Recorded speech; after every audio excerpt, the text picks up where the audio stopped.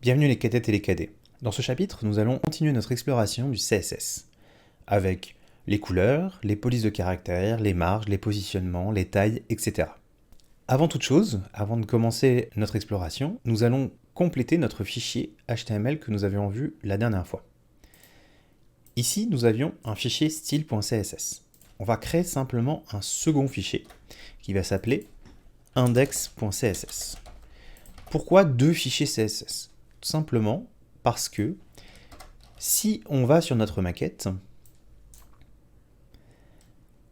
et que l'on regarde ce que l'on va styliser aujourd'hui, donc c'est-à-dire la barre de navigation en vert ici plus l'image qui est ici avec le logo, la barre de navigation, elle, est commune aux deux pages.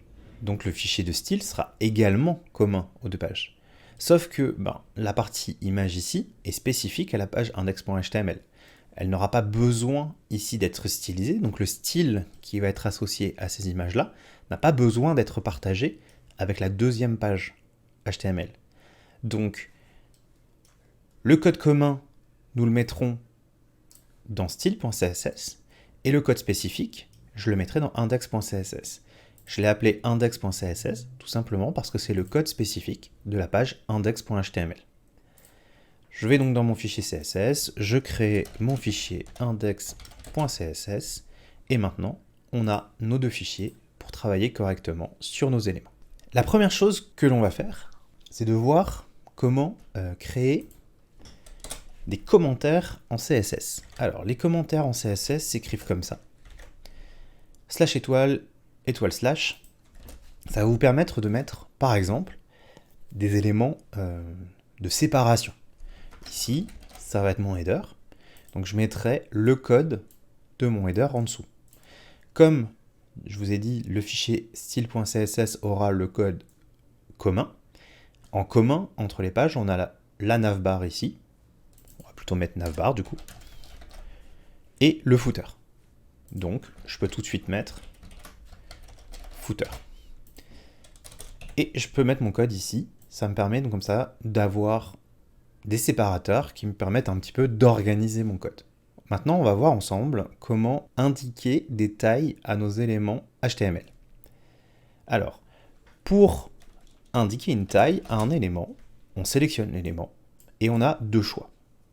Width, qui nous permet d'indiquer une largeur, si par exemple je mets 100 px, et height, qui m'indiquera la hauteur. Ces éléments-là vont pouvoir prendre différents types d'unités. Donc, les différents types d'unités qu'on va voir maintenant, ce sont des unités qui pourront être utilisées pour width et pour height, mais également pour tous les éléments qui peuvent définir une taille.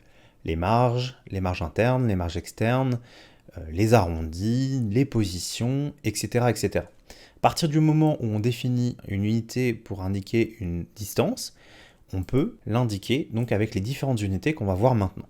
Déjà dans les unités, on a deux types d'unités. Les unités qu'on va dire absolues ou les unités de type relative. En absolu, on va avoir en disponible les px, donc les pixels, les millimètres, les centimètres, les pouces, donc les inches en anglais, les points, et les picas. Donc ça, ce sont les différents types d'unités qu'on va dire absolues. Alors pour les retrouver, je vous conseille d'aller sur la partie écrite du cours qui est associée à cette vidéo. Si vous êtes sur YouTube, vous pouvez retrouver le lien dans la description.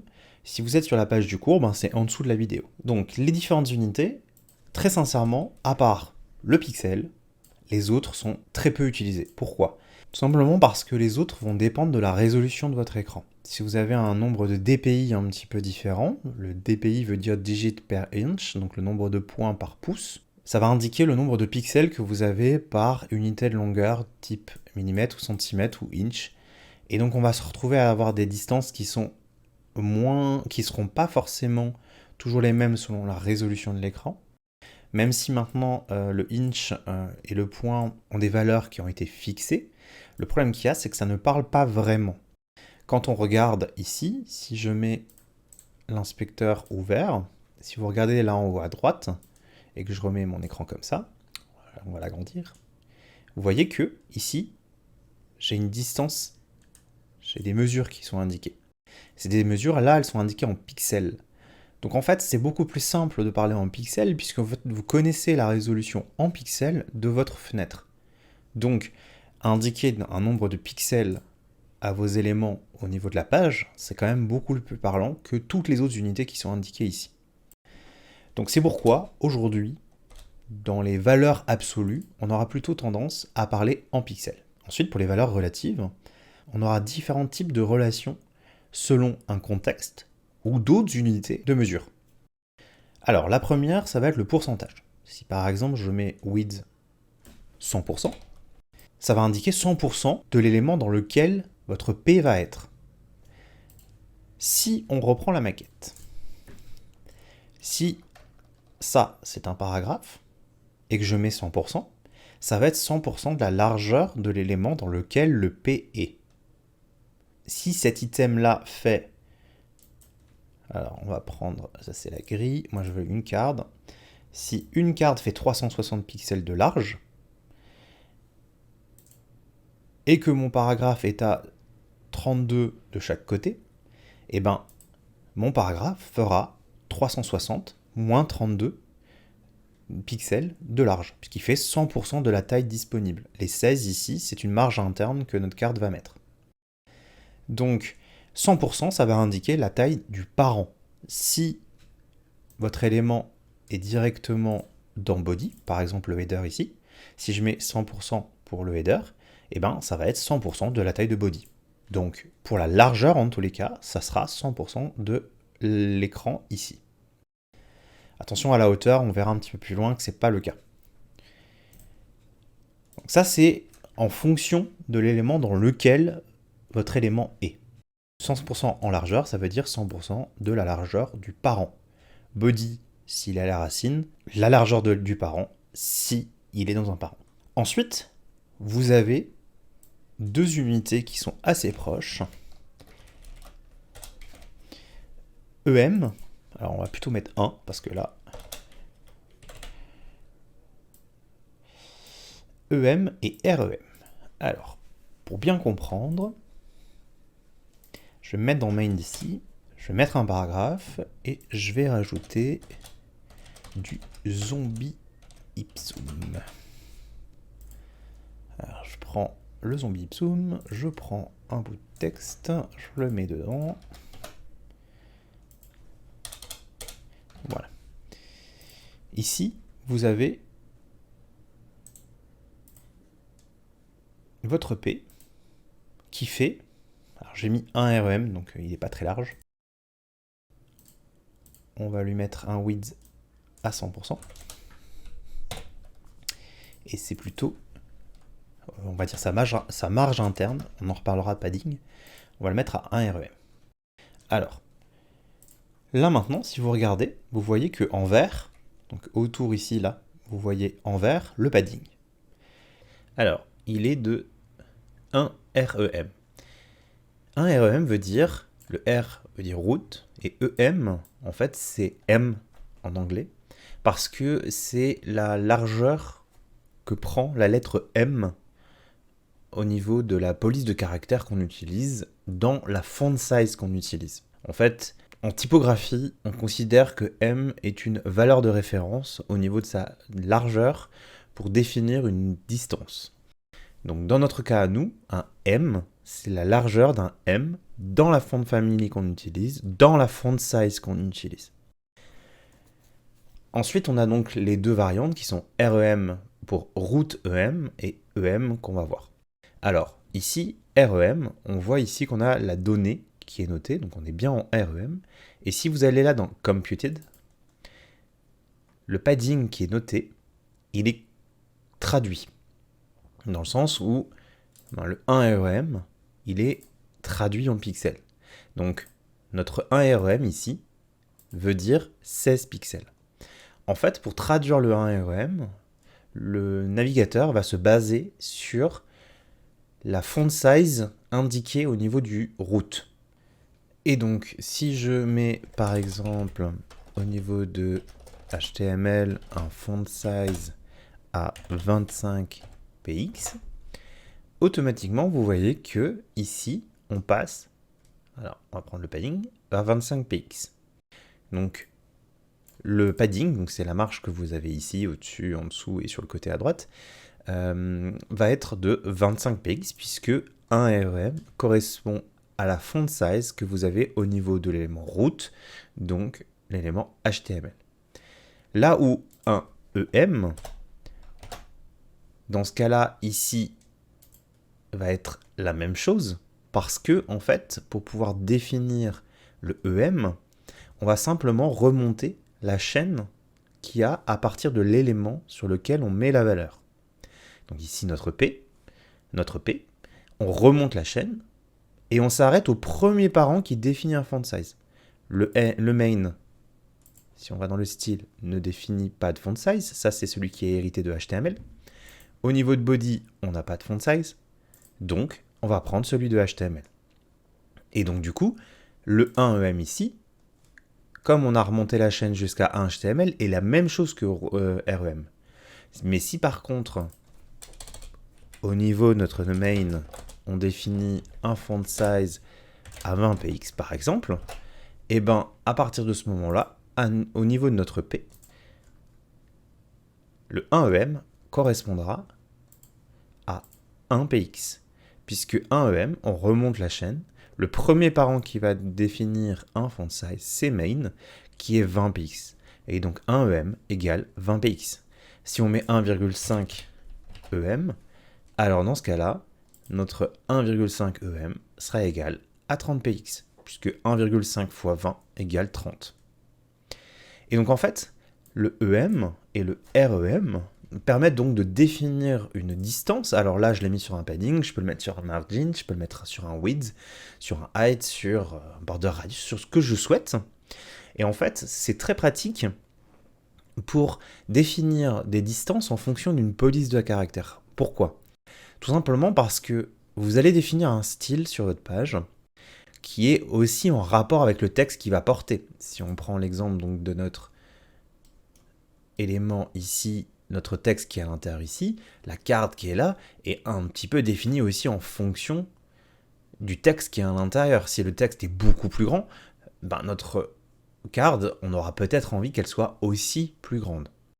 Donc, l'avantage de définir en fonction de la police de caractère, ça fait que si l'utilisateur, lui, va changer la taille de la police de caractère, ce qui est le cas par exemple pour les personnes malvoyantes ou âgées ou qui ont un déficit visuel, qui vont en fait tout simplement agrandir la taille de leur police de caractère au niveau des settings du navigateur pour que en fait les sites, en tous les cas le texte des sites soit écrit en plus grand.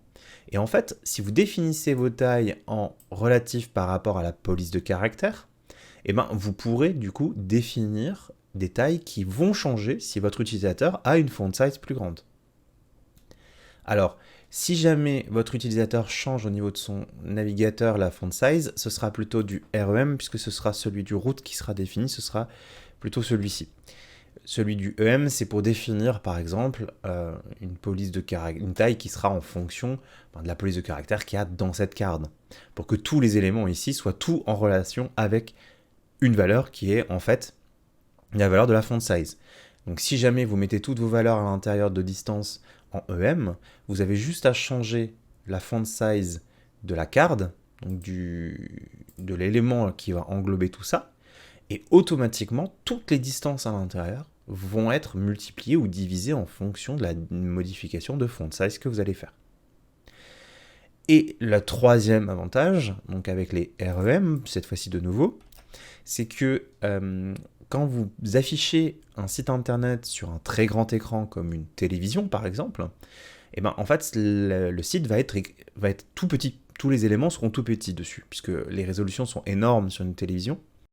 Et donc en fait, l'avantage, c'est que si toutes vos distances sont indiquées en REM, vous avez juste à changer cette valeur-là dans le Media Query, donc on le verra quand on fera le responsive.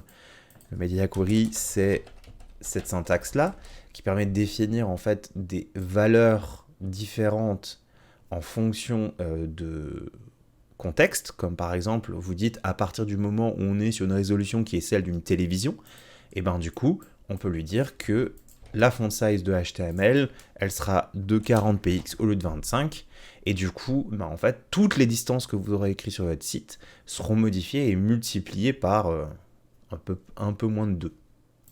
Voilà. Donc ça, c'est l'avantage que vous avez avec les REM et les EM, par rapport à des valeurs qui seraient des valeurs un petit peu plus classiques, on va dire, comme les PX. Maintenant, un troisième type de valeurs qu'on va utiliser, ce sont les VW pour le width et sans VH pour le height. Alors, si je fais ça, on va regarder, tac, on voit que notre P, il fait 1225, c'est écrit là en bas à gauche, on peut le voir aussi ici, 1225 sur 752. Les 1225 sur 752, ça va correspondre exactement en fait au rectangle qui est ici. Si je l'augmente un petit peu, par exemple en baissant mon... Vous voyez ici, la valeur elle augmente ou elle diminue en fonction de quand je agrandis ou rétrécis cette fenêtre-là. Tout simplement parce qu'en fait, je rétrécis et j'agrandis cet espace qui est le viewport. Le viewport, c'est vraiment tout l'espace blanc là qui permettra d'afficher votre page. Et donc du coup, VW veut dire viewport width, donc la largeur du viewport, et viewport height pour hauteur du viewport. Et donc VH correspond à cette valeur-là, VW correspond à cette valeur-là. Alors, le VW va être assez proche de ce que vous retrouvez sur le 100%, sur un pourcentage. Tout simplement parce que si vous mettez 100 VW ou 100% ici, vous avez la même chose. Tout simplement parce qu'en fait, le main, lui, n'a pas de valeur définie, donc il n'a pas de width définie. Donc son width à lui, ce sera le width de son contenu. Donc le P ici, ayant 100%, il va prendre en fait toute la largeur, puisque son parent n'a pas de taille, et donc du coup le parent de main c'est body. Donc en fait P va prendre la largeur de body. Donc là on est bon. Si par exemple j'avais mis au niveau de main, je lui mettais un width à 50% de body, là ben, mon P, lui, il sera à 100% de son parent, qui lui est à 50% de body. Alors, donc là, vous voyez, la limite que vous avez au pourcentage, c'est que la limite s'arrête au niveau du parent. Alors que si vous mettez VW, c'est toujours la largeur de l'écran, enfin du viewport. Le viewport, c'est vraiment ce qui est ici, pas de tout l'écran, c'est vraiment juste de la partie qui affiche la page web. Donc là, maintenant, mon P, il est plus grand finalement que mon main. C'est possible, hein. Alors, ça respecte pas grand-chose, mais c'est possible. Donc, le VW correspond donc bien à la largeur du viewport. Le VH est très important, tout simplement parce qu'en fait, si on vide, alors on va prendre l'index.html, on va se mettre tout à gauche, on va, hop, commenter tout ça. J'ai plus rien dans ma page. Je vais juste mettre une div. Ma div, je vais lui mettre un height à 100%. Et là, vous voyez que ma div, elle est toujours à 0 de hauteur. 100%, j'ai bien mis donc ma div, j'ai bien mis height, j'ai bien mis 100%. Si je regarde ici dans mon style, le height est bien pris en compte, il n'est pas barré, donc ça veut dire qu'il est bien pris en compte. Mais la hauteur est toujours de 0. Pourquoi ? Ben, en fait, là, votre div, elle fait 100% de body. Body, il fait 0. Pourquoi ? Tout simplement parce qu'en fait, body, il aura la hauteur d'une page web. Si vous prenez, par exemple, le site du cours, body, il fait toute cette hauteur-là. L'intégralité de la page. Donc en fait, un body, c'est simplement la taille de son contenu. Là, il n'y a rien dedans, donc body, c'est 0. Donc la div fait bien 100% de body, qui est bien toujours 0. Donc en fait, si vous voulez que ça fasse plutôt la hauteur de votre viewport, c'est là où en fait, VH est indispensable. Là maintenant, vous voyez que div fait bien 862, et si j'augmente ou je diminue, vous voyez que ça change en fonction de la taille de mon viewport. Donc, le VH est extrêmement important pour ça. Ensuite, depuis cette année, donc depuis 2023, début 2023, on a des petits dérivés par rapport à VH. En fait, on avait un petit problème. Alors, je vais juste prendre l'exemple qu'on a au niveau du cours. On avait un petit problème au niveau des smartphones. Si vous regardez ces deux impressions écran, on a ici à gauche, là, on a 2 fois le même site, mais j'ai scrollé vers le bas pour cette partie-ci, et là, je suis tout en haut de la page. Et vous voyez qu'en fait, sur Android, sur Chrome par exemple, vous avez une barre d'URL qui, dès qu'on scrolle vers le bas, va disparaître, tout simplement. Et donc du coup, là, vous vous retrouvez en fait à avoir un espace vide. Puisque cette barre d'URL ici a disparu dans cet état-là. Et en fait, le VH que vous avez ici correspond à cette taille-là. Donc le viewport qui est ça. Donc avec la barre d'URL en haut. Donc en fait, si vous mettez juste VH, vous vous retrouvez avec un trou ici. Et donc ça, c'est assez gênant. Et c'est pour ça qu'en fait, depuis cette année, on a des dérivés à VH. On a DVH, on a LVH et on a SVH. SVH veut dire small VH. Donc small VH, c'est ce viewport. C'est le viewport quand la barre d'URL est dépliée. Donc en fait, SVH, c'est l'équivalent de VH. Ensuite, vous avez LVH, qui veut dire large VH. Donc ça, c'est cette taille-là. Donc quand la barre d'URL est repliée. Et vous avez DVH, qui correspond en fait à dynamic VH, qui va en fait correspondre à exactement le viewport en fonction de l'état de la barre d'URL. Parce qu'en fait, quand vous scrollez un tout petit peu, la barre d'URL, elle est d'abord un tout petit peu repliée, puis elle se replie de plus en plus, jusqu'à ce que vous soyez descendu assez pour qu'elle soit repliée complètement. Et en fait, DVH va se modifier à chaque fois que vous scrollez vers le bas et que la barre de navigation remonte. Donc, aujourd'hui, ce que je vous conseille très fortement, c'est d'utiliser les DVH à partir du moment où vous souhaitez justement partir sur la hauteur de votre viewport. Voilà, donc là on a fait le tour pour les unités. Donc on va repartir sur notre HTML. Je remets mon HTML. Et on va définir la hauteur et la largeur de notre barre de navigation. Donc, si je retourne sur ma maquette, je dézoome un peu, je vais sur ma barre de navigation, je vérifie, je suis bien sur navbar. Et ici, je vois que je suis à height 64 pour width 1920. Alors, je sais, moi, parce que c'est moi qui fais la maquette, que la largeur de cette page-là, c'est 1920. Donc, la largeur, c'est toute la largeur de l'écran. Donc, VW. Et height, c'est 64. Donc, ce qu'on va faire, c'est qu'on va définir ici notre barre de navigation. Donc, déjà, on va la sélectionner. C'est notre barre de navigation qui est dans le header.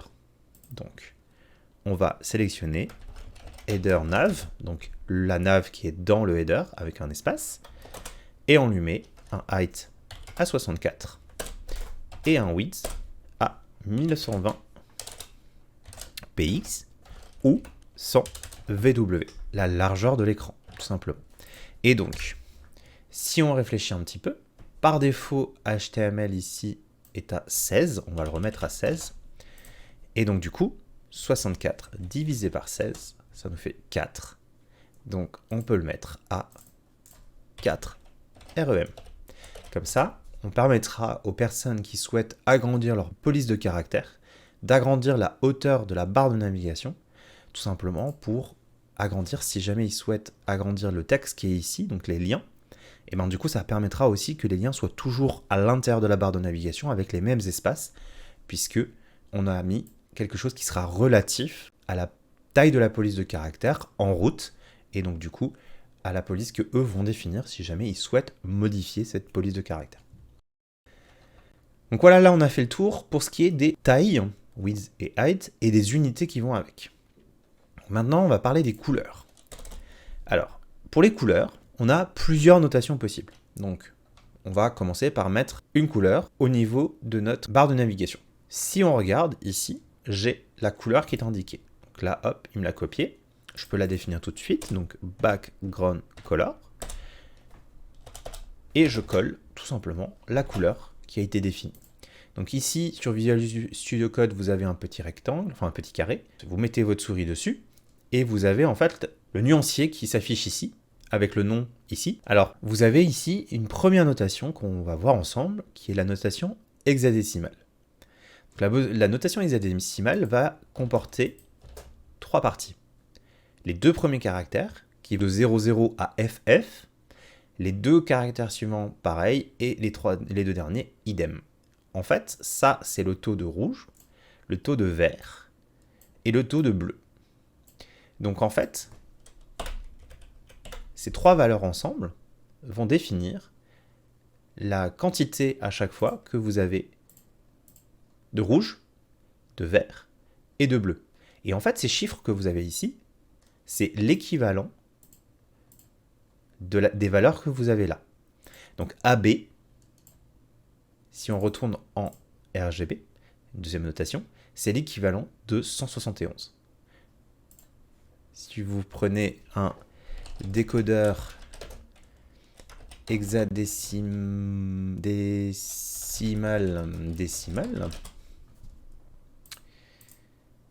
et que vous mettez en hexadécimal à B, vous voyez que vous arrivez à un décimal de 171. Si je mets CA, c'est 202, et si je reviens ici, on est bien à 202. En fait, cette notation-là permet de noter toutes les couleurs comme vous avez ici le RGB. Et en fait, ça, ces 2 notations-là sont strictement équivalentes. Les 3 valeurs que vous avez là sont les 3 valeurs que vous aurez sur le hexadécimal AB, CA, 97. Et donc ça note toutes les couleurs possibles, sachant que ça va de 000000, qui est un noir, si on revient sur le projet un noir, à FF, 3 fois, qui est blanc. Donc ça, c'est toutes les couleurs au max, toutes les couleurs au minimum. Donc du noir au blanc. Quand vous avez des doubles, par exemple, quand j'avais 0000000, eh ben, on peut avoir aussi une notation abrégée. Quand on a un double, enfin quand on a 3 doubles, on peut mettre 3 valeurs uniquement. Puisque ça, en fait, c'est l'équivalent de ça. Si par exemple vous avez FF000, ça c'est rouge, puisque c'est 100% de rouge, 0% de vert, 0% de bleu. Donc vous avez du rouge pur. Ben, vous pouvez le noter aussi F00. C'est l'équivalent. Donc ça, c'est pour la notation hexadécimale, qui est donc une notation avec un dièse devant pour le hexadécimal, et puis à chaque fois, les valeurs donc de 0 à 16, qui sont de 0 à F, de 00 à FF pour 3 fois. Ensuite, vous pouvez avoir une 4e valeur ici. Alors, je vais passer en RGB, ça sera un peu plus logique. Donc RGB qui veut dire Red, Green, Blue. Donc RGB. Et donc du coup, Red, Green, Blue, tout simplement le taux de rouge, de vert et de bleu. Vous pouvez avoir également, si vous mettez un A ici, une valeur qui ici va de 0 à 1. Si vous mettez 0, c'est cette couleur-là totalement transparente, donc on ne la voit pas. À 1, qui est 100% de transparence, enfin 100% d'opacité plutôt. Et donc du coup, on est avec de la couleur pure. Si on met 0,5, on est à 50% de transparence. Et donc du coup, on voit un petit peu à travers. Et donc cette valeur-là peut également être convertie en hexadécimal. Vous voyez que le 80 ici équivaut à 50% en hexadécimal si on fait un produit en croix et qu'on rapporte le tout à 255. Puisque du coup, le maximum FF est une valeur qui veut dire 255. En fait, vous rapportez le 50% avec un produit en croix à 80 sur 255 en hexadécimal. Donc cette notation-là, pour la transparence, n'est pas très lisible. C'est pour ça qu'on l'utilise assez peu. La notation hexadécimale est assez peu utilisée quand on utilise de la transparence. Elle est plus récente d'ailleurs que les autres pour les transparences, mais du coup on l'utilise assez peu parce qu'elle est très peu lisible. Pour la transparence, on va plutôt utiliser donc le RGBA, qui permet tout simplement ici d'avoir une opacité qui est clairement compréhensible, c'est 50% d'opacité. Voilà, donc ça c'est pour les deux notations qui sont donc l'hexadécimal et le RGB. C'est les deux plus simples, c'est les deux plus utilisés, vous les retrouverez très régulièrement. Sur Figma par exemple, c'est la notation hexadécimale qui vous est donnée. Il existe aussi des petits plugins qui se mettent sur le navigateur qui vous permettent de récupérer une couleur au niveau du navigateur. C'est souvent aussi en hexadécimal qu'elle est notée. En fait, l'hexadécimal a l'avantage d'être plus court, puisque du coup, c'est seulement 7 caractères, donc les 6 caractères de la couleur plus le dièse, alors que vous voyez que le RGB, lui, il y a un petit peu plus de caractères, parce que déjà RGB, puis après c'est 3 x 3, plus les espaces et les virgules, les parenthèses, donc on se retrouve à avoir quand même une couleur qui est un peu plus longue à écrire. Voilà, donc ça c'est pour les deux plus courantes, on va dire, mais on a d'autres valeurs qui sont, donc, que vous avez pu voir, qui sont par exemple le HSL, c'est celle-ci, alors ça c'est le HSLA, qui est donc avec l'opacité également. En fait, le HSL, c'est pareil, en 3 valeurs, mais qui va correspondre à autre chose. Alors, si on reprend le site du cours, et qu'on descend un peu, vous avez ici la roue des couleurs. Si on se met ici à un rouge pur, vous êtes à 0%. C'est-à-dire que si ici je mets 0, donc pour que ce soit complet, on va mettre 50% ici, 100% ici, et vous voyez que là, on est sur un rouge pur. Donc en fait, la première valeur va correspondre à l'angle sur ce rond, sur ce cercle. 0, c'est rouge, 60, c'est jaune, 120, vert, cyan, bleu, magenta.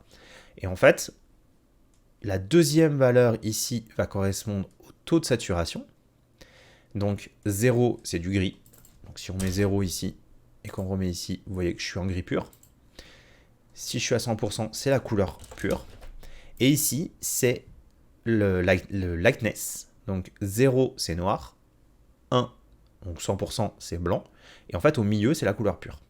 Donc ici, si je suis à 50%, je suis à la couleur pure, et 0 pour le rouge. Si par exemple, je veux un cyan ici en couleur pure, je reste donc à 100 et 50, je mets 180, et automatiquement, j'ai le magnifique cyan qui est là. Et donc, vous voyez qu'en fait, ça, c'est une notation qui est un petit peu différente. Alors, elle est un peu moins utilisée. Ce qui est pratique avec celle-ci, c'est de faire par exemple des dégradés. Vous pouvez jouer juste peut-être sur le lightness ici, et vous avez un dégradé qui peut aller sur la même couleur, de plus en plus foncé ou de plus en plus clair, et ça vous permet de faire un dégradé assez facilement. Donc en fait, cette notation-là est un peu moins lisible, on va dire, que la notation RGB ou hexadécimale, mais du coup, elle permet d'autres choses que la notation qu'on a déjà vue, les notations qu'on a déjà vues jusqu'à maintenant. Après, il en existe d'autres, parce que vous voyez par exemple le HWB ici, et là, sur Visual Studio Code, elles n'y sont pas toutes. Vous en avez d'autres comme, hop, si je vais sur le site de MDN, vous avez le Lab, le HWB, le OCLab, le LCH, le OX LCH. Voilà, donc il en existe plein d'autres. Très sincèrement, moi, à part le hexadécimal, le RGB et parfois le HSL, j'ai assez peu utilisé les autres. Ils ont chacun leurs spécificités, leurs avantages, leurs inconvénients. Je vous laisserai jeter un coup d'œil si vraiment ça vous intéresse. Disons que si vous avez le hexadécimal, le RGB et le HSL, vous êtes déjà bien armé pour choisir les couleurs dont vous pourriez avoir besoin.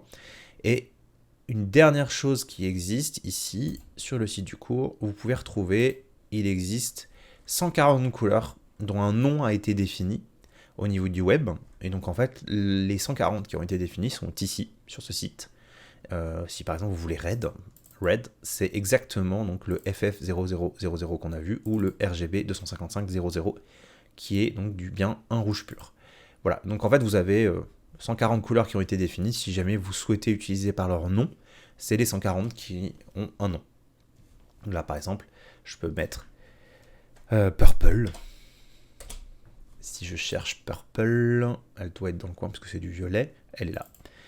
Vous voyez que c'est 128 de rouge, 128 de bleu, donc c'est moite-moite en rouge et en bleu, et ça devient un joli violet ici. Voilà, donc ça c'est les notations de couleurs. Alors du coup on va revenir sur la maquette. Nous on a dit que celle qui nous intéressait, c'était celle-ci. Donc ce joli vert pour les zombies. Alors là, c'est une image, donc elle a déjà la bonne couleur. Par contre, les liens qui sont en dessous, alors qu'on ne voit plus puisque du coup maintenant on a défini une hauteur à notre barre de navigation. Donc si on regarde, hop, notre barre de navigation elle est là. Donc vous voyez qu'elle a une hauteur qui est définie. Donc en fait, le UL qui est à l'intérieur, il est en dessous. Il est derrière l'image en fait, puisqu'il dépasse de la nave. On ne le voit plus puisqu'il est sous l'image. Donc ça, on verra quand on fera la technologie qui est flex, comment le mettre ici. Mais en attendant, si je cache l'image ici, par exemple, je fais juste supr sur mon clavier, donc j'enlève l'image, donc on voit bien mes liens. Ce que je peux faire, c'est lui mettre un color. Je récupère la couleur là qui est ici. Color permet de définir une couleur de police de caractère. Alors, ça va pas marcher, parce que tout simplement, en fait, les liens ici ont une couleur qui est définie en soi. Donc vous voyez que le header nav a une couleur, mais il est barré tout simplement parce qu'en fait, les A ont une couleur qui est définie et qui est prioritaire parce que c'est défini donc avec un niveau de spécificité différent puisqu'elle a un pseudo-sélecteur supplémentaire qui fait que les A passent au-dessus. Elles n'héritent pas des couleurs. Par contre, ce que je peux faire, c'est dire que les A qui sont dans UL, qui sont dans LI, je veux que les couleurs soient de ce violet. Et là, vous voyez que si c'est défini directement sur le A, là, ça marche. Ça passe bien outre, puisque ce n'est pas hérité. On a bien dit que c'était le A qu'on voulait. Alors, ensuite, ce qui va nous intéresser, ce sont les polices de caractère. Alors, vous voyez qu'ici, si je regarde spécifiquement mes A, alors là, il m'a pris mon image, parce qu'elle est au-dessus en vrai. Si on met l'image, vous voyez qu'elle est au-dessus. Même si c'est transparent, on voit les liens en dessous.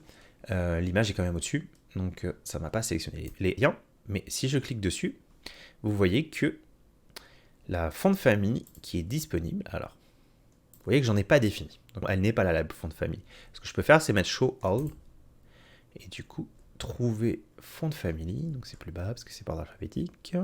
Font family. Alors, font family qui est là. Donc c'est Times New Roman qui est donc la font family par défaut sur mon site, puisque vous voyez qu'il est en blanchi, ça veut dire qu'il est par défaut. Donc moi je vais définir une police de caractère qui m'intéresse, celle qui est en fait sur la maquette. Donc si je regarde hop, sur les liens, je suis sur la navbar, je suis dans le menu, je vais dessus, et vous voyez que ma font family c'est Londrina Solid. Donc cette font family, je l'ai récupérée sur Google Fonts. Je vais sur Google Fonts et je cherche Londrina Solid. Donc c'est celle qui m'intéresse. Si je regarde ici, j'ai un font white à 400.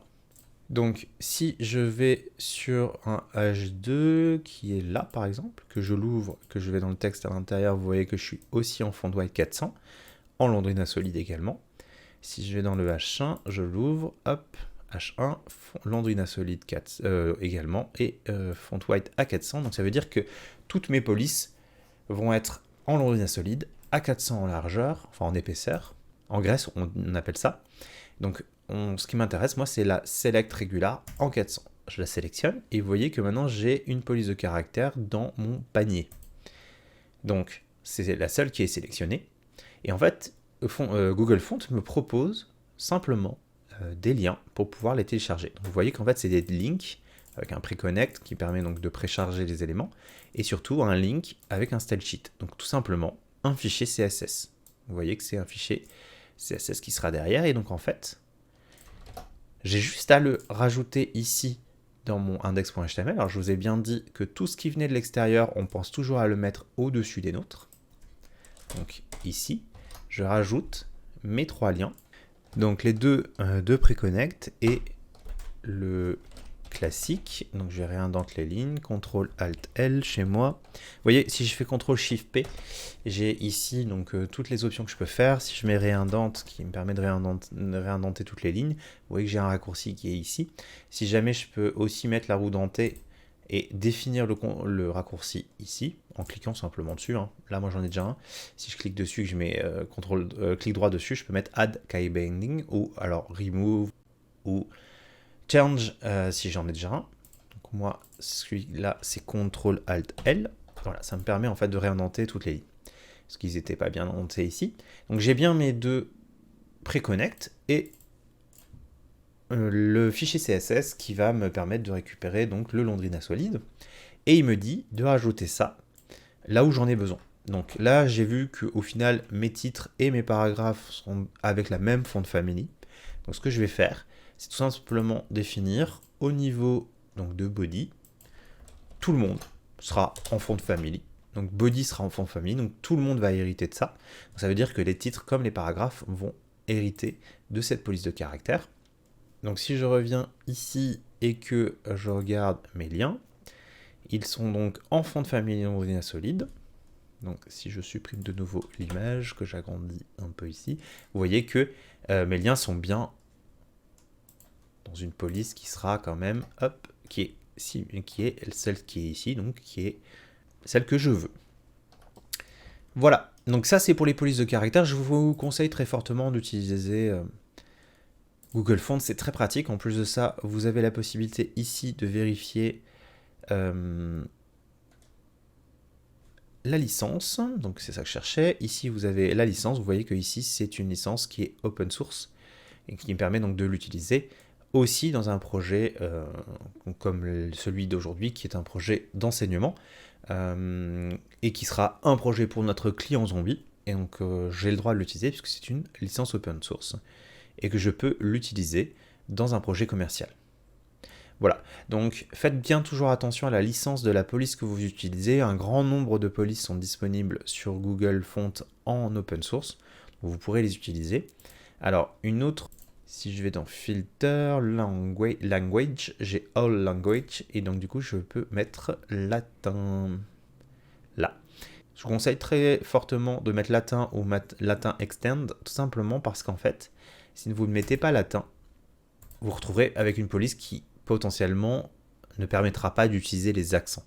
Donc pensez toujours bien à mettre latin, comme ça du coup vous êtes sûr au moins de pouvoir écrire le français en entier.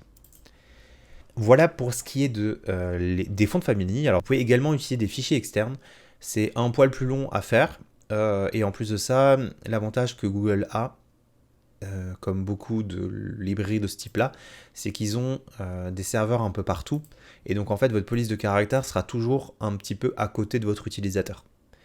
Et donc, alors que si vous fournissez vous-même les fichiers de police de caractère, si votre utilisateur est à l'autre bout du monde, ben en fait votre fichier de police de caractère va devoir traverser le monde pour pouvoir arriver jusqu'à l'utilisateur.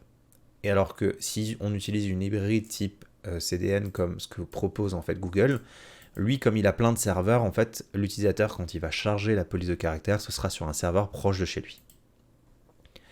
Voilà, c'est une des raisons importantes qui fait que Google Fonts est assez chouette, en plus du fait qu'il y a énormément de polices, de tous les styles différents, que vous pouvez filtrer en serif, sans serif, avec du handwriting, donc un peu effet écriture à la main, vous avez plein d'options. Vous pouvez voir à l'intérieur, vous avez plein d'options. Et que c'est plus rapide à charger, que vous pouvez définir les différents font weight, qui vous fournit directement des liens pour les charger directement sans vous embêter à devoir définir dans votre CSS comment charger les fichiers, etc. Ça a quand même beaucoup d'avantages.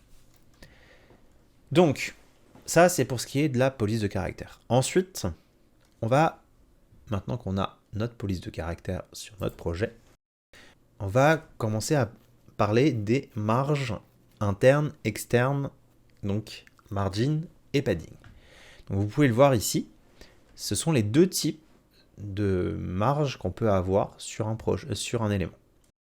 Donc si je commente de nouveau tout ça, que je vous mets une div ici, qu'on va mettre, alors on va mettre un width à 100 pixels, un height à 100 pixels et une couleur de fond. Non, couleur de fond c'est background color à rouge. Voilà. Donc là, on a notre petite div qui est ici.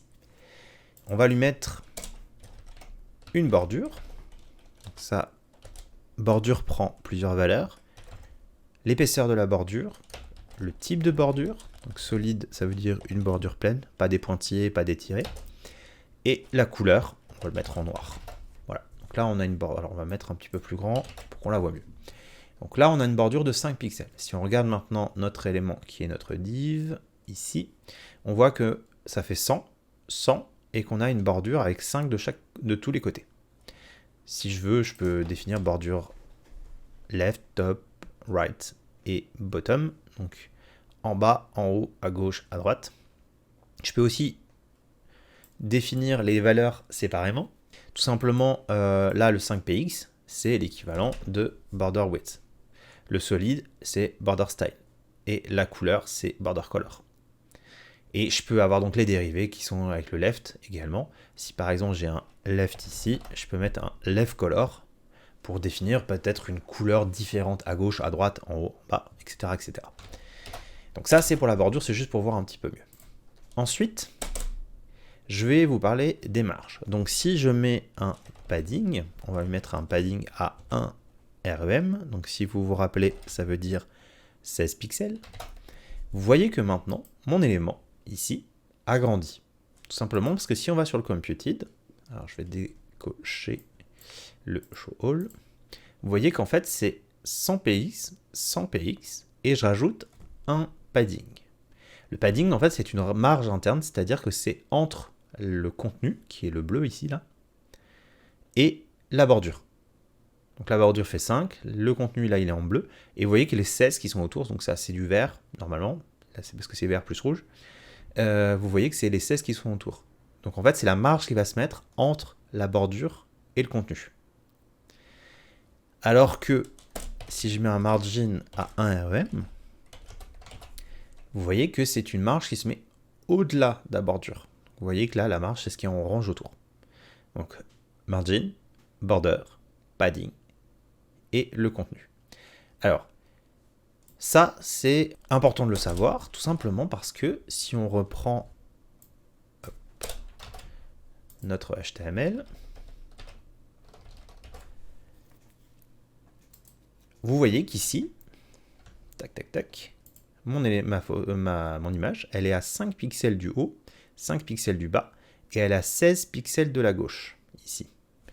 Et donc, si on retourne sur notre projet, vous voyez que mon image, elle est collée en haut à gauche. Donc, il n'y a pas de marge au-dessus, et il n'y a pas de marge à gauche. Donc, en fait, moi, ce que je vais faire, c'est que dans ma nav, ici, je vais définir tout simplement une marge qui va me permettre de mettre de l'espace autour de cet élément-là. Donc, si je regarde sur ma maquette, ma photo, enfin mon image, je me mets au-dessus du fond, et vous voyez que c'est 5 au-dessus et en dessous, et c'est 16 à gauche. Donc, si je regarde d'ailleurs tout à droite, hop, et que je prends le dernier à propos, et que je regarde le fond, vous voyez qu'il est bien aussi à 16 à droite. Donc en fait, c'est tout simplement parce que il y a une marge de 16 à l'intérieur de ma nav, de chaque côté, et je vais mettre 5 au-dessus et en dessous, et en fait ici, notre liste, donc qui sera la liste complète, je lui rajouterai une marge un petit peu plus importante, parce que vous voyez que je vais mettre 5 là, et j'ai 22. Donc je rajouterai un petit peu plus quand je mettrai la liste. Ici, quand je serai en flex. Donc, là, ce que je peux faire, c'est qu'au niveau de ma nav, ben, je vais définir une marge interne, puisque du coup, là, c'est pas de l'espace autour de l'élément que je veux mettre, mais un espace à l'intérieur de mon élément. Donc, je pourrais mettre une margin, donc un espace autour de cette image, mais comme cette image, elle est à 16 pixels ici, et que notre liste, elle est à 16 pixels ici, ça veut dire qu'en fait, la marge, elle est commune de chaque côté. Donc je ne vais pas le définir au niveau des éléments enfants, parce que ça veut dire que sinon je devrais dire à cette image qu'elle est à 16 pixels de la gauche, et à cette liste qu'elle est à 16 pixels de la droite. Et donc du coup, si demain mon designer il me dit finalement ce sera pas 16, c'est 20, ben, ça veut dire qu'il faut que je le change à 2 endroits différents. Ce qui est pas ouf. Donc on va plutôt mettre une marge à l'intérieur de ma nav, comme ça, c'est ma nav qui gère l'espace qu'elle veut mettre à l'intérieur. Donc ma nav, je lui définis donc un padding, on a dit, et en fait padding peut prendre jusqu'à 4 valeurs. Donc si je fais 16 pixels, donc on a dit 16 pixels ça équivaut à 1 REM. Si on a un HTML à 16 pixels, vous voyez que, si je retourne sur mon site, ça va agrandir la barre de navigation. Tout simplement parce que ma barre de navigation, elle fait toujours 64, c'est ce que je lui ai demandé ici, mais je lui ai demandé de mettre un padding en plus. Alors que moi, je veux que le padding qui est dedans soit compté dans les 64. Parce que quand on regarde la marge, si vous regardez la largeur de mon écran, on va le bouger un peu, là je suis à 1226, vous voyez que la largeur de ma nav c'est 1226. Donc les 16 de chaque côté sont rajoutés en plus des 1226. Donc ça veut dire que ma barre de navigation est plus large que mon viewport. Moi je veux lui dire que mon padding il est compté dans les dimensions que je lui donne là. Et donc en fait pour ça j'ai une option qui s'appelle box sizing border box. Quand je mets ça, ça veut dire à mon CSS, je lui dis que les dimensions height et width doivent prendre en compte le padding et un border s'il y a un border. Donc là maintenant vous voyez que, si je sauvegarde, 32, 16, 16, 16 plus 16, 32, 32 plus 32, 64, on est bien à 64. Donc là maintenant, il considère que les 64, c'est le contenu, plus les paddings, plus les borders. C'est-à-dire que si je mets un border 1 px solid black, ça va faire diminuer de 2 mon contenu. C'est border, padding, contenu. Et là, on est bien à 64. Donc, je vais enlever le border. Et vous voyez que maintenant, j'ai un problème, c'est que moi, je voulais pas 16 en haut, je voulais 5. Je voulais 16 à gauche et à droite. Donc, ce que je vais faire, c'est que je ne vais pas lui mettre qu'une seule valeur. Je vais lui dire 5 px, 1 rem. Donc, là, si on regarde l'image, vous voyez que, alors c'est pas très lisible, mais si on se agrandit un peu, quand on se met sur l'image, on voit qu'elle est vraiment centrée. Alors je peux pas exactement mesurer, puisque du coup je n'ai pas le moyen comme sur la maquette de mesurer, mais on voit que c'est centré. Donc maintenant, j'ai bien 5, 5 au-dessus et en dessous, et j'ai 16, 16 de chaque côté. Et donc, vous voyez que là j'ai mis 2 valeurs. Quand je mets 2 valeurs, ça veut dire que ça c'est le haut et le bas. Et ça, c'est la gauche et la droite. Alors là, je l'ai mis en px parce que tout simplement, si je mets 5 divisé par 16, ça me fait une valeur qui n'est pas ouf à noter en REM. Les REM, généralement, on les note quand on a des 1,25 à la limite, 1,5, 1,75 et 1, mais on évite quand on a des 0, machin, ça on évite. Là, vaut mieux le noter en pixels, tant pis, il y aura la marge risque de modifier si jamais le texte est modifié, mais c'est pas très grave. Voilà, donc ça permet donc de définir ma marge interne dans ma barre de navigation. Donc ça, c'est quand j'ai 2 valeurs. Si je mets 3 valeurs, ça c'est haut, ça c'est bas. Je vais mettre une autre valeur, je vais mettre 10. Vous voyez que c'est haut et bas. Donc j'ai haut, j'ai gauche-droite et j'ai bas.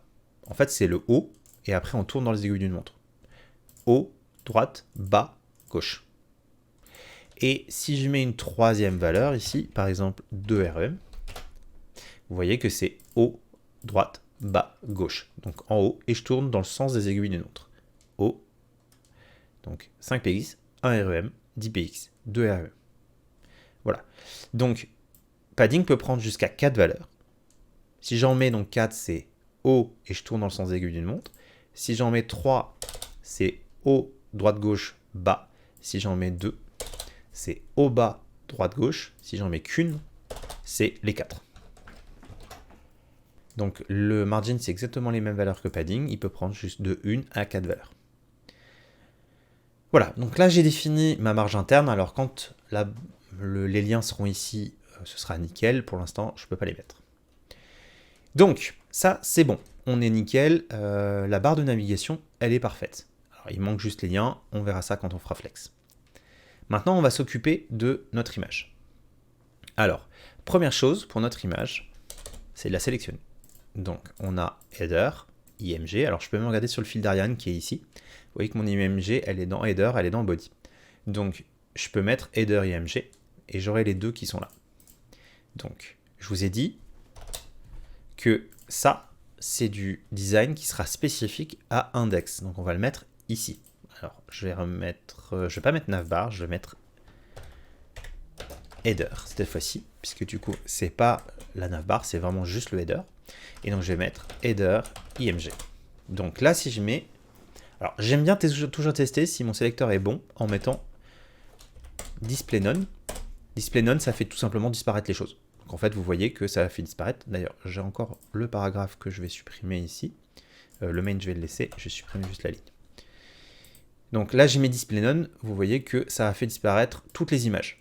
Donc header IMG, ça a fait disparaître également l'image qui est ici. Puisque header IMG, cette image, elle est bien dans un header. Alors elle est dans nav, mais elle est également dans le header en tant que petit enfant. Là, ce sélecteur-là ne veut pas dire directement enfant 2, ça veut dire enfant 2. Là, l'IMG, elle est bien enfant à un moment donné dans la chaîne de header. Donc ça fonctionne. Donc si moi je veux être plus spécifique, je peux lui mettre un sélecteur un petit peu plus spécifique qui veut dire directement enfant 2. Donc quand je mets le supérieur A, j'ai directement enfant 2. Alors, juste petite astuce, si vous allez ici dans les parcours et que vous allez dans la boîte à outils, vous avez ici les sélecteurs CSS. Et ici, vous avez une liste pas mal étoffée de pas mal de sélecteurs qui existent. Je vous conseille de faire un petit tour et vous avez donc là le directement enfant 2 qui est donc le supérieur A. Vous avez un sommaire également comme partout avec les différents types de sélecteurs que vous pouvez retrouver sur cette page-là. Donc, moi ce qui m'intéresse, ce sont les images directement enfant 2. Vous voyez que maintenant cette image-là est réapparue parce que cette image-là n'est pas directement enfant 2 header, elle est petite enfant 2. Donc maintenant j'ai bien ces deux images qui sont directement enfant 2 header qui sont sélectionnées. Donc moi ce que je veux faire, c'est déjà de dire que la première image, ici, elle ne fasse que maximum la largeur de l'écran. Parce que là, pour l'instant, si j'enlève le display none, mon image là, vous voyez qu'elle est plus large que l'écran. Donc je vais lui dire déjà qu'elle ne fasse que width sans VW. Donc j'ai les deux images maintenant qui font VW. Moi je ne veux que ce soit que celle avec la viande. Donc ce que je peux faire, c'est lui dire que je veux que celle avec la viande. Donc pareil, comme je vous ai montré tout à l'heure, sur la page avec les sélecteurs, vous avez un sélecteur spécifique qui permet de définir endchild, qui permet de dire l'enfant numéro 1. Alors, il faut que je supprime ça. Et vous voyez que ça ne marche plus. C'est plus sélectionné. Si je vais directement dessus, je vais sur l'image, je vais sur le style, vous voyez que c'est pas pris en compte. Pourquoi? Tout simplement parce que l'image ici, c'est pas le premier enfant de header. Le premier enfant de header, c'est nav. IMG, c'est le deuxième enfant de header. Donc, ici, je mets 2. Et là, vous voyez que maintenant, celle-ci a bien un width à VW, sans VW. Si je regarde celui-ci, il n'y a pas. Il n'est pas pris en compte, parce que là, c'est vraiment juste celui qui est deuxième enfant. Vous pouvez également mettre ends of type, qui permet de dire le premier élément de ce type-là. Donc si vous regardez là dans header, il y a d'abord une nav, puis deux IMG. Celle-ci, c'est bien la première IMG enfant de header. Donc avec ce sélecteur-là spécifique, vous pouvez sélectionner juste cette image-là. Donc là, je lui dis, je veux qu'elle fasse 100 VW de large. Donc vous voyez que si j'agrandis, hop, ma barre de hop, ça agrandit aussi l'image. Donc moi, ce que je veux, c'est aussi définir la hauteur. Donc là, la hauteur est de 768 pixels. 768 pixels. Alors, réflexe, 768 divisé par 16, 48 pixels. Alors, C'est pas du hasard hein, que la quasi-totalité des mesures sur la maquette soit divisible par 16. C'est une bonne pratique justement de faire en sorte que ce soit tous possible de les mettre en REM. Alors, là maintenant vous avez un problème. Parce que, alors c'est déjà parce que, hop, là elle est déformée dans un sens, là elle est déformée dans l'autre sens. C'est-à-dire que là elle est écrasée. Vous voyez qu'en fait elle est un peu écrasée par rapport à ce qu'on la voyait avant. Là elle est un peu étirée sur les côtés. Donc en fait, le problème qu'il y a, c'est que quand avec une image, dès qu'on lui définit une hauteur et une largeur, on a le risque que ce ne soit pas le ratio qu'on a d'habitude. Donc en fait, avec les images, l'avantage, c'est que vous pouvez définir un object fit. On va cropper l'image et vous allez pouvoir définir avec object fit la façon dont l'image va être croppée, c'est-à-dire découpée. Si je mets contain, vous voyez qu'en fait, elle va se rajouter des marges en haut et en bas, et elle va faire en sorte de rentrer là où elle peut. C'est-à-dire que là, en fait, c'est sa largeur qui aurait été coupée si on l'avait agrandi. Donc elle met en sorte que sa largeur rentre, et elle se rajoute des marges au-dessus et en dessous. Un peu comme ce qu'on avait à une époque sur les télévisions avec les bandes noires, par rapport au format cinéma. Et ben en fait, on se retrouve avec des bandes noires tout simplement parce qu'en fait, on n'avait pas le même ratio au niveau des écrans. Donc pour éviter de déformer l'image, on rajoute des bandes noires, et ben là, c'est la même chose. Elle va rajouter des bandes transparentes au-dessus et en dessous. Si on regarde l'image, vous voyez qu'en fait, hop, on va agrandir un peu ça pour pouvoir le prendre en entier. On descend au niveau de l'image. Vous voyez qu'en fait, elle va de là à là à peu près, et elle s'est rajoutée donc les espaces vides qui sont au-dessus et en dessous. Donc ça, c'est contain. Donc elle fait en sorte de rentrer en entier, et elle se rajoute des bandes noires en haut, enfin des bandes transparentes en haut et en bas, ou à gauche et à droite en fonction de là où c'est nécessaire. Vous avez cover, et c'est celui-là qui va nous intéresser. Là, elle fait en sorte de rentrer en entier dans son conteneur, et elle se rogne là où elle dépasse. Donc là, c'était la largeur qui dépassait. Donc en fait, elle s'est rognée à gauche et à droite. Si on la met en entier, c'est en haut et en bas qu'elle se rogne. Parce qu'en fait, quand elle se met sur la gauche et à la droite, elle est trop haute. Donc elle était étirée tout à l'heure. Maintenant, en fait, elle est rognée en haut et en bas pour pouvoir rentrer en entier dans son conteneur. Alors, vous avez la possibilité, avec Object Position, de définir la position. Par exemple, Center, c'est le comportement par défaut. Elle se rogne de manière à être centrée. Si vous mettez Top Center, elle va se rogner de faire en sorte... Alors là, ça va rien changer parce que c'est sur la gauche et la droite qu'elle est rognée. Il faut que je mette là.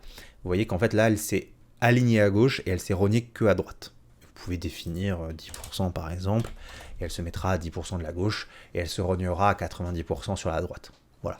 Vous pouvez définir en fait avec Object Position la façon dont elle va se rogner.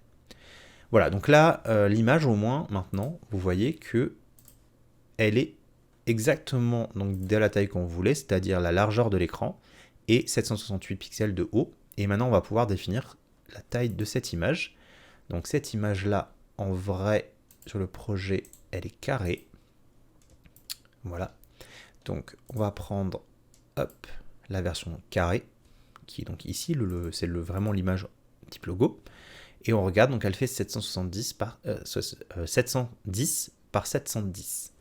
Donc, ce que je peux faire, simplement reprendre le même sélecteur, sauf que je veux plus le premier, mais je veux le deuxième. Alors, quand vous avez le 1 et le 2, et que vous n'en avez que 1 et 2, vous pouvez aussi, au lieu de mettre ends of type, mettre first of type, ou last of type pour le dernier. Et vous avez la même chose avec les enfants, c'est-à-dire, tout à l'heure j'avais child, first child, ou last child. C'est pareil en fait, c'est le premier et le dernier.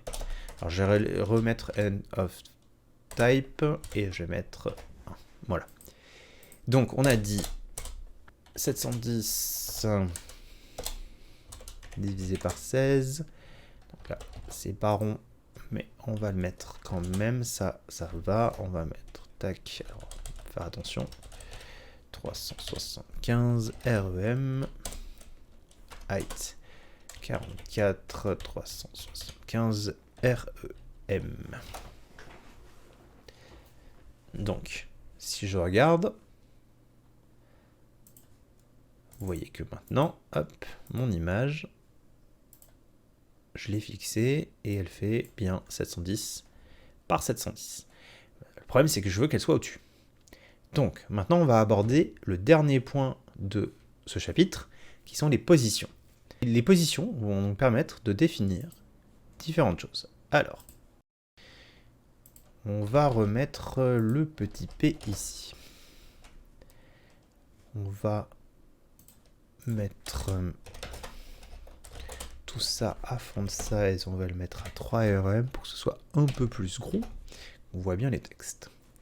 Alors, ici j'ai animated. Alors, on va pas prendre le au milieu parce que sinon on va se chercher pendant longtemps. On va prendre carnet qui est ici. Et carnet qui est ici, il est là. On va l'entourer simplement d'une span.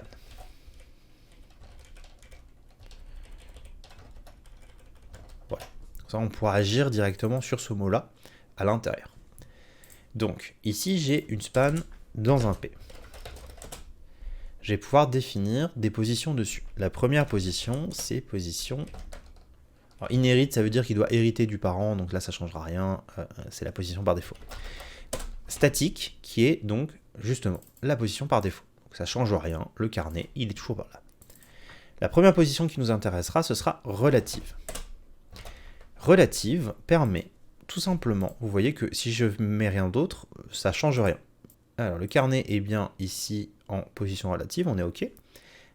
Donc ce qui va nous intéresser, nous, alors juste pour éviter qu'à chaque fois il ne remonte, on va commenter juste ça. Hein.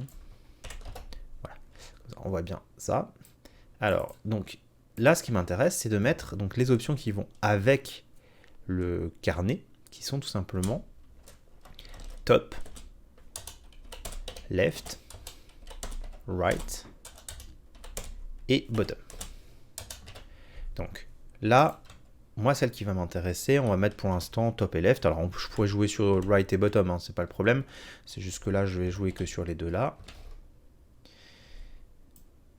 Hop. Moi ce qui m'intéresse donc maintenant c'est de utiliser donc mon position relative avec top et left. Si je mets 10 px ici,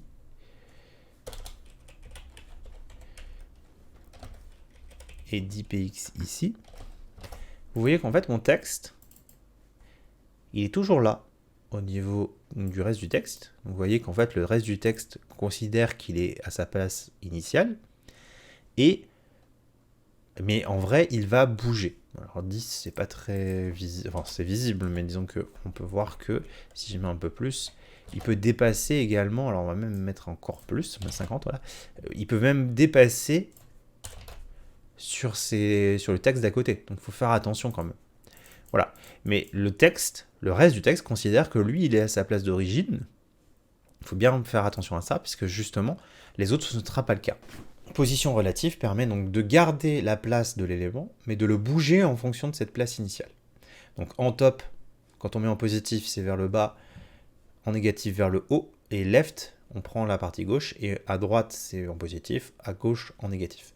Si je fais right, ce sera à partir de la droite, en positif vers la gauche, en négatif vers la droite, bottom, en positif vers le haut, en négatif vers le bas. Voilà, donc faites attention, en fonction de là où vous voulez bouger, ça peut avoir, les dimensions seront à noter différemment. Ensuite, pour voir la suite, on va plus le mettre en relative, on va le mettre en absolute. Donc là, je vais le mettre à, pour l'instant, 0, 0. Et comme ça, on comprend bien. Donc, si on regarde mon P, alors mon P, le problème qu'il y a, c'est qu'il a des marges. Donc déjà, on va enlever les marges. Par défaut, un P a des marges. Si vous voyez, si j'enlève ça, le P au-dessus et en dessous, il a du orange. Donc orange, ça veut dire marge. Si je veux l'enlever, hop, je mets margin 0 et j'enlève au-dessus et en dessous. Vous voyez qu'en fait, mon position absolue, donc là où il y avait carnet avant, donc carnet, normalement, il est après le 2, il n'est plus là. Donc en fait, le reste du texte considère que l'élément qui est en absolute disparaît, qu'il n'existe plus. On considère qu'il n'est plus ce qu'on appelle au fil de l'eau. Il va disparaître complètement du reste des autres éléments. Et si je le mets donc... Alors on va le mettre... On va mettre au-dessus de notre P... Alors, au-dessus de notre P qui est là, on va mettre un H1, titre. Voilà. Vous voyez que mon carnet, il est au-dessus du titre. Donc c'est-à-dire que si j'ai mis position absolue top 0, left 0, mon P, il va être donc à 0, c'est le span, il va être à 0 du top de la page et à gauche du top du viewport. Donc du viewport, hein, pas de la page. Donc là, si je mets 0, 0, à left et à top, ça veut dire qu'il va être en haut à gauche. Si je mets par exemple ici, alors je vais supprimer ça, et je vais mettre à la place right ici, vous voyez qu'il sera en haut à droite. Bottom, right, bottom, machin, on peut tout faire. Donc, si je mets ça, donc faites attention, avec un absolute, ça va se mettre en haut à gauche du viewport si le parent n'a pas une position autre que statique. C'est-à-dire que, vous voyez que là, il se met en haut à gauche de la page. Si ici, j'ai une position statique, donc qui est le comportement par défaut, ça ne change rien. Par contre, si j'ai autre chose que statique, relatif par exemple, là maintenant, mon carnet, il est là. Tout simplement parce que, en fait, le absolute va se mettre en fonction du premier parent qui déclare une position autre que statique. Là, si je regarde la suite des parents, j'ai ma span, son parent direct c'est P, le P déclare une position autre que statique, donc en fait, son 0, 0 va se mettre en fonction de P. Donc P, il est là, vous voyez les limites. Carnet est bien là, en fonction des limites de P. Et donc on a bien la possibilité donc de gérer ça. Si par exemple je mets dpx et 10px, vous voyez qu'il se met à, si je remets là, à 10px du haut de mon P et à 10px à gauche de mon P. Voilà, donc si vous voulez faire en sorte que le absolute soit en fonction du parent, il faut que le parent déclare une position autre que statique. La dernière chose qui est intéressante, c'est fixe. Alors, fixe, pour ça, ce qu'on va faire, c'est qu'on va enlever le HP, on va désélectionner tout ça, on va faire en sorte ici que ma nav soit mise en position fixe, top 0, donc elle va être fixée en haut à gauche, enfin en haut, left 0, et là maintenant donc elle est fixée en haut à gauche. Et donc en fait, l'avantage de fixe, c'est que quand vous scrollez, vous voyez que l'élément va rester fixé, en fait, comme c'est indiqué là, va rester fixé sur la page, même quand on scrolle. Donc c'est ça l'avantage de fixe, c'est que ça permet en fait de tout simplement de définir la hauteur par rapport au viewport, et ça reste toujours fixe sur le viewport. Par contre, si vous regardez maintenant mon image qui est ici, vous voyez que l'image maintenant elle est en dessous de la nav. Parce que quand ma nav elle n'est pas en fixe, elle existe. Donc l'image elle va se mettre en dessous de nav. À partir du moment où la position est en fixe, la nav elle n'est plus considérée comme existant sur la page. Elle va être au-dessus de la page. Et donc en fait, l'image elle va se mettre en dessous. Si on va d'ailleurs, ici vous avez la possibilité, alors vous ne l'avez pas là par défaut, il faut aller dans More Tools, donc les trois petits points ici, More Tools, vous avez un onglet ici Layers, si vous l'avez en français c'est Calque, ici vous avez Calque, et donc en fait si j'agrandis un peu, tac, vous avez la possibilité ici de tourner, et en fait vous voyez que la barre de navigation, c'est ça. En fait, la barre de navigation, elle est bien au-dessus de la page. Alors ça, c'est le scroll, la scroll bar, donc qui est ici, vous voyez. Mais la barre de navigation, elle est bien au-dessus de la page. C'est la barre de navigation horizontale, verticale et le petit carré qui est ici. Donc, vous voyez que maintenant, c'est pour ça que l'image va se glisser en dessous. Donc généralement, ce qu'on fait, quand on a un élément qui est en fixe, pour éviter que le texte ne se mette en dessous ou que l'image se glisse en dessous, ce qu'on fait, c'est qu'au niveau de body, on va mettre, j'ai mis 4 REM ici en height pour ma nav, je mets 4 REM pour le haut, droite-gauche, et pour le bottom. Et donc ici, vous voyez que maintenant mon image, elle, en vrai, elle commence là. Elle commence bien en dessous de ma barre de navigation. C'est juste que body, maintenant, vous voyez qu'il y a un orange, c'est parce qu'il a une marge au-dessus. Donc en fait, mon body, comme il a une marge en haut, mon image, elle commence en dessous de la barre de nav. Et donc du coup, ça me permet d'avoir l'effet fixe sans avoir l'inconvénient que l'image commence en dessous. Si on regarde de nouveau les layers, hop, si on regarde comme ça, qu'on fait comme ça, qu'on zoome un peu dessus, c'est pas très pratique. Vous voyez que l'image, en fait, en vrai, elle commence là, juste en dessous de la barre de navigation. Voilà. Donc, ça, c'est pour la position fixe. C'est pour les éléments, en fait, tout simplement, qui vont se mettre, qui seront fixes au niveau de la page quand on scrolle. Hop, ça on enlève, ça on remet à 0. Et donc du coup, pour le dernier élément qui nous intéresse, on va mettre là dans le main une div. On va mettre que le main il fait height 200 VWH. Ça va mettre 200 fois, enfin 2 fois la hauteur de la page. Et la div qui est à l'intérieur, on va la mettre une width à 100, un height à 100, un background color à red. Donc là on la voit. On va faire en sorte que le parent il est overflow auto. On va commenter tout ça. Comme ça on n'a plus que notre div ici. Alors on va en fait mettre 100 VH. Comme ça du coup on est tout bon. Donc elle fait exactement, si on regarde notre div, ici notre main, on est bien juste pile poil sur le viewport. On va juste le rétrécir un peu. Voilà, donc on a bien juste le viewport qui est donc 934 ici. Et on va mettre un P avec du zombie ipsum ici. Et pour simuler, hop, on va prendre tout ça, hop, on va le mettre,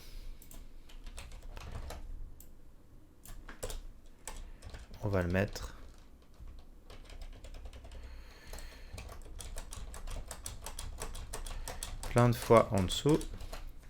Voilà. Donc là j'ai rajouté donc overflow auto. Donc en fait le overflow auto ça va déterminer que ici en fait c'est la div qui aura le scroll. Alors ça n'a pas une grosse différence là dans notre cas, que ce soit la div ou le HTML qui est la barre de navigation. Enfin visuellement en tous les cas on voit pas la différence, mais c'est important pour le positionnement qu'on va avoir là, tout simplement parce qu'en fait le positionnement qu'on va avoir là, qui est la position sticky, qui veut dire collant, va permettre de définir un élément. Alors je vais juste lui rajouter, alors on va tac, mettre ça au-dessus, voilà. Donc ce qu'on va faire c'est qu'on va dire à ce carré là, qui va être sticky. Donc sticky, on l'associe avec un top, toujours. Et on va lui dire qu'il sera sticky à partir de 0. C'est-à-dire qu'en fait, quand le haut de cette div, donc ce carré, va arriver à 0, il va devenir collant.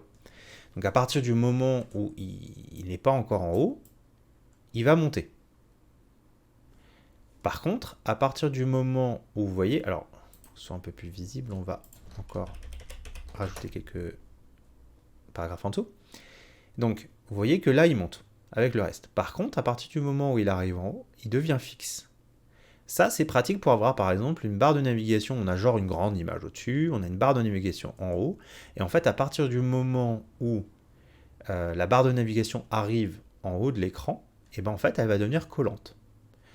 Elle va tout simplement faire en sorte que à partir du moment où on arrive en haut de l'écran, et ben on va devenir fixe. Il est statique jusque-là, et il va devenir fixe à partir de ce moment-là. Si on veut qu'il soit fixe un petit peu plus bas, on peut mettre 10 px par exemple. Donc là, pour que ce soit un peu plus visible, on va peut-être mettre 50 px. Donc là, vous voyez que il devient fixe à partir du moment où il est à 50 px du haut. Si je mets moins 50 px, qui est en fait la moitié de la largeur, il va devenir collant à partir du moment où on sera à la moitié du carré. Vous voyez? Donc là, le carré va devenir collant à partir du moment où il est à moins 50 px, donc à 50 px au-dessus de l'écran. Donc voilà, ça c'est toutes les positions. Donc pour le rappel, on a statique, le comportement par défaut, relative, le comportement où on peut décaler en fonction de la position initiale et les autres éléments laissent de la place à l'élément pour pouvoir se mettre, absolute, qui permet de dire, donc là on n'a plus la place pour l'élément et il va se mettre en fonction soit du parent, si le parent définit une position autre que statique, soit en fonction de la page, il va se poser par rapport à top et left. On a le fixe, qui permet donc de définir une barre de navigation par exemple en haut, qui est fixe, et le dernier qui est donc sticky, qu'on vient de voir, qui permet de définir un élément qui est d'abord statique, puis fixe.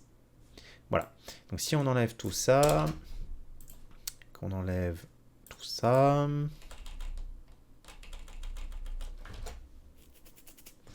qu'on remet tout ça, on veut en fait que cette image-là, elle soit au-dessus de cette image-là. Donc, ce que je vais faire, c'est que je vais dire à cette image-là qu'elle va être en position absolute. Je ne vais pas la mettre en fixe, puisque si je la mets en fixe, elle va rester fixe. Moi, ce que je veux, c'est qu'elle scrolle, enfin qu'elle monte quand on scrolle. Donc, c'est pas fixe. Mais je veux qu'elle se mette au-dessus de l'autre. Donc, ça veut dire qu'elle ne va pas être en fonction de sa position initiale, mais bien au-dessus d'un autre élément, donc absolute. Et je veux que ce soit en absolute dans ce rectangle-là, qui est en fait ces deux images-là, qu'on va tout simplement entourer d'une div.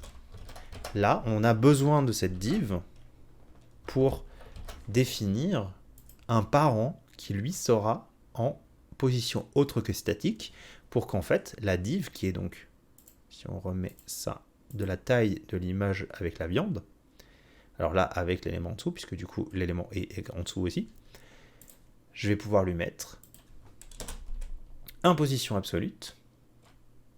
Alors là, maintenant, ça ne marche plus, puisque ils sont plus directement enfants d'eux.